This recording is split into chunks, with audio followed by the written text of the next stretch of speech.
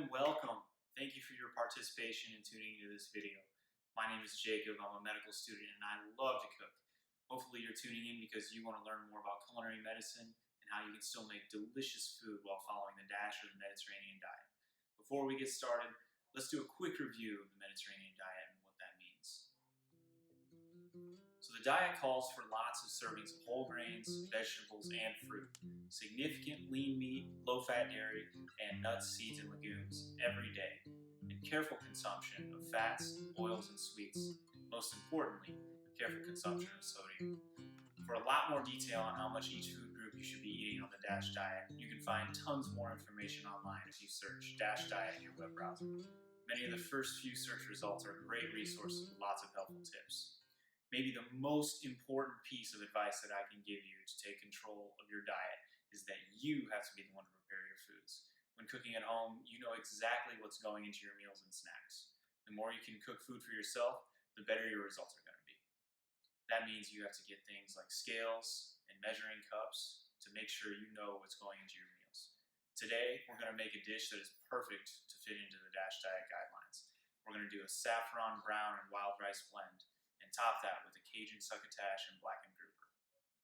I just went deep sea fishing with some friends, and we have some grouper left over in the freezer, but you can use any fish for this dish. Fish is naturally low in sodium, and of course a great source of those omega fatty acids. I do need to grab some things from the store, but before we go, I'm going to start cooking the rice because it takes about 45 minutes to make. That'll give us plenty of time to get to the store and come back. The saffron is going to make the rice have great flavor. But to really get the most out of the saffron, it's best to make a little tea out of saffron before we add it in.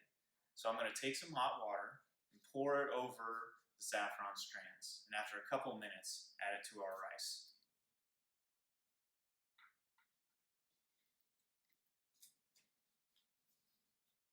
So I have a cup of dry rice, 2 cups of water, and a few tablespoons of our saffron tea. And I'm going to add it all into this rice cooker and get it started on brown rice setting before we go. All right, it's time to head to the store. All right, we made it to the grocery store. It's a beautiful day out. You know, I've always loved coming to the grocery store. It seems like every time I come, there's just new deals, new foods, something I haven't seen before. So let's go check it out inside. Before I get what I need, I want to show you some really important things about reading labels in the grocery store. So, we're going to start with the bread. This is one of the most important places. So I'm going to start with this bread's label is white bread. But if you look back here, the first ingredient, that's where you want to be looking. Organic wheat, which contains organic whole wheat flour. And this is labeled as a white bread. So that's really tricky. Here's another one here. This one's labeled as a white bread with whole grains. But if you look at the first ingredient here, it's enriched wheat flour, which is not whole wheat flour. That's not what you want. One more. This is a super artisan looking label, very appealing. And the first one again, enriched wheat flour, and this is labeled as golden wheat. There are all kinds of bad labeling, misleading. You got to be really careful. Really look at that first ingredient. We have a couple pastas here. This one is labeled as a whole wheat pasta. And this is what we're looking for. The ingredients, just whole durum wheat flour. That's what you want. These pastas here, like chickpea pastas, they are healthier, but they do have chickpea flour. That's not a whole grain. You have to look for the ones that say whole wheat.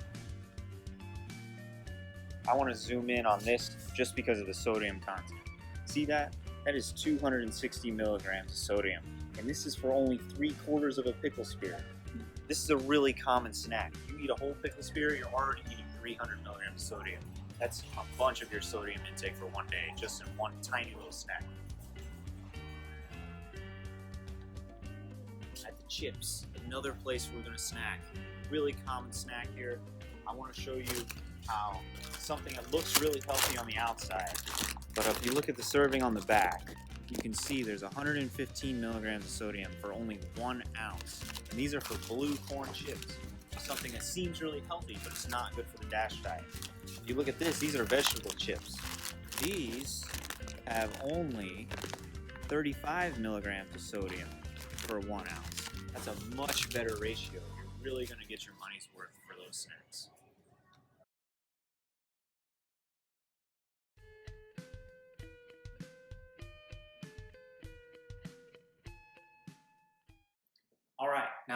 from the store. Let's take a look at our rice cooker. It's still got a little bit more time to go, so let's get started on cutting up our vegetables.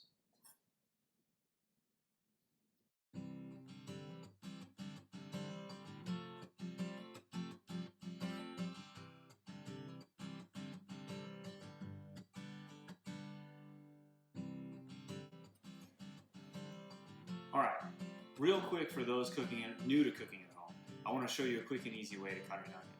All right, so the most important part is we want to cut through the root here, because if we keep a piece of root in all the pieces, the major pieces, it keeps everything together. So the first cut I'm going to make is right here through the root. Okay, let's save this. Now I'm going to cut off the top. Peel it real quick. Alright. Now to start, I'm going to make cuts parallel to the grains of the onions without cutting the root. So, just like this.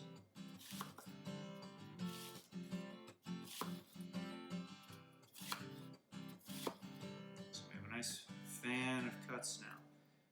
Now, take the knife, cut parallel to the cutting board, just like that. Also not reaching the root. Depending on how big your onion is, you can make 2 or 3 cuts in that direction.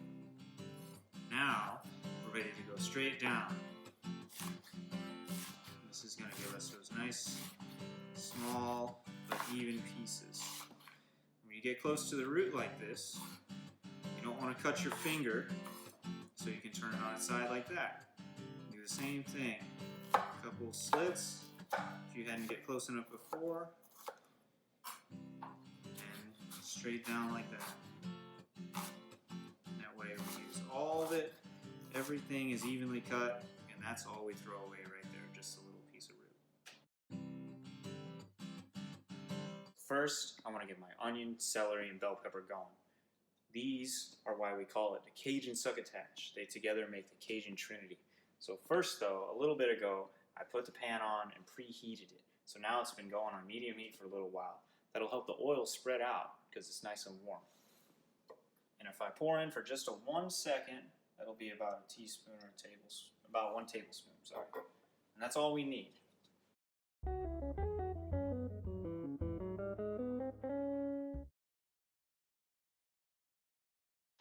Now that the pan's nice and hot, we'll turn it down just a little bit. We'll get our spices together. Alright, so while those are cooking, let's get our blackening seasoning together for our grouper. We're going to add equal parts here. I'm going to start with black pepper, add garlic powder, onion powder, dry thyme, cayenne. That's going to give it a real kick. And paprika. Notice that we didn't add any salt. That's because we want to add it at the end so we know exactly how much we're eating. Also, if you're a little sensitive to spicy food, that's okay. Just don't add quite as much black pepper and cayenne pepper. Alright, taking another look at our vegetables here, and they look good. Onions are starting to get a little bit translucent. Shows that they're getting close to being done.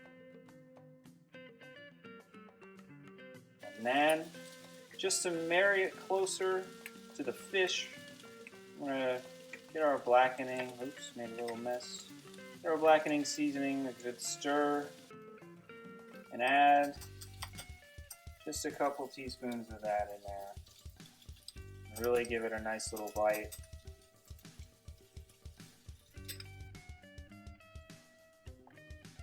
Alright, let's check on our rice and see that it's done.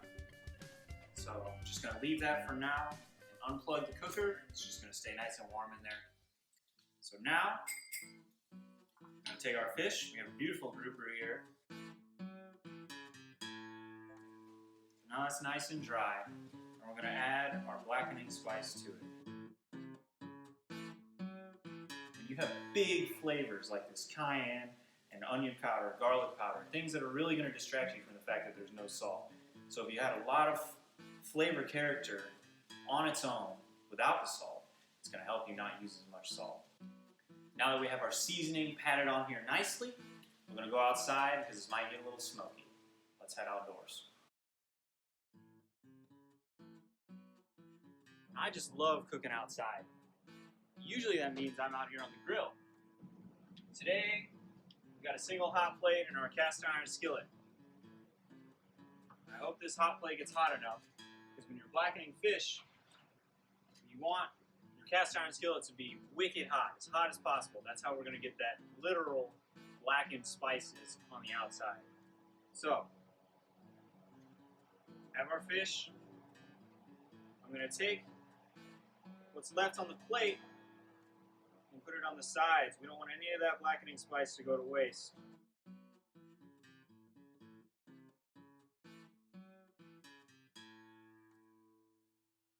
This oil here is going to spread out nice because the pan's nice and hot, so you don't have to use that much. Just a tablespoon and a half or so. Really spread it around there nice. It's good to use a vegetable oil because it has a high smoke point, but olive oil is fine too. That's what you want that sound. Okay. And after about a minute or so, we'll check, take a peek. I'm probably going to flip it over. You can see it's kind of smoky, that's why I wanted to do it outside. So we're ready to flip. You can take a good look here. Hopefully our fish is a nice dark color on the other side. Get a nice metal spatula. You don't have to worry about scratching it with the cast iron pan. Look at that. Beautiful. Nice and dark there. I like it that way. It's going to be delicious. So now, we're going to let this go for another minute or so, but like I said, it's really quick. So we just got to stay out here and wait for it to be done. And once it's good to go, get inside, everything plated up. All right, so everything's done. And I want to show you how you should be putting together a plate that's DASH or Mediterranean diet compliant. So the bulk of the sustenance in this diet comes from whole grain carbs, which includes a mixed wild rice like this, normal brown rice, whole grain bread, and a bunch of other stuff that are listed in those online sites that really spell out the DASH diet guidelines in a lot more detail. What is definitely really important though is to measure what your servings are at the beginning for sure, because until you really know what a serving looks like on your plate, you never actually know how much food you're getting, and that's really important for this diet. So, the DASH diet recommends 6 to 8 servings of whole grain carbs or whole grain in a day. For rice, that's about 1/2 cup serving. 1/2 cup per serving, sorry. So, for dinner, we're going to take 3 half cups for 3 servings of whole grains. All right, beautiful. And also, DASH recommends 4 to 5 servings of vegetables per day. But honestly, if you want to add more vegetables, that's probably totally fine. Unless you're really trying to minimize your calories, or you really can't eat vegetables without having more sodium. Having more is probably going to be okay. So for here, I'm going to scoop out 3 servings of vegetables from our Cajun succotash. Beautiful. So many beautiful colors in there. All right. So the last thing is the grouper. DASH recommends 6 1-ounce servings of lean meat, poultry, and fish per day. You could have most of that in one meal, or you could spread it out across multiple meals. It's really up to you. For this, it looks like our fish fillets are going to lean towards having a meal that's on the more satisfying side, one big meal of protein. So let's weigh our fillet and see how much it weighs. And, all right, so it's about 5 ounces. So I'm going to take this guy, put him right on top here, beautiful, just like that. If you kept track, we haven't added any salt yet to this entire dish, which is great. It gives us the best idea of how much sodium is actually on our plate. And also, this is important. Just because I didn't add any salt doesn't necessarily mean that the dish is automatically sodium-free. We always have to check the label of the things that we buy to put in our food to make sure some of the intrinsic ingredients aren't low in sodium to begin with. Fish does have some natural sodium, but it's typically pretty low, except for shellfish. With fish like this, we should expect about 200 milligrams in a full 6 ounces. So for this, about 5 ounces, maybe a little less than 200, but we'll just keep it at 200 to keep an even number. So with that in mind, it's probably, actually definitely okay to add about 400 milligrams of sodium to this meal. And it may kind of sound like a lot, but it's really not that bad. Let's look at our scale and measure out about 0.4 grams, which is 400 milligrams.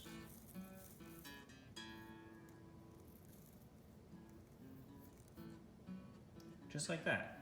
And you can find these scales online very easily. They're pretty cheap. Just make sure you find one that's sensitive enough in the gram unit so that you see at least 2 decimal places.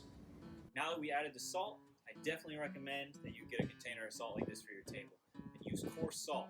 If you have a table shaker or fine salt, you really have no idea how much is coming out. But if you have a little container like this, you can just take a literal pinch, and that way you know exactly how much salt you're taking. According to this scale, my literal pinch with 2 fingers is about 0.1 grams, or 100 milligrams. So knowing how much salt is in your pinch could really help with lowering your sodium intake. With that, I'm ready to eat.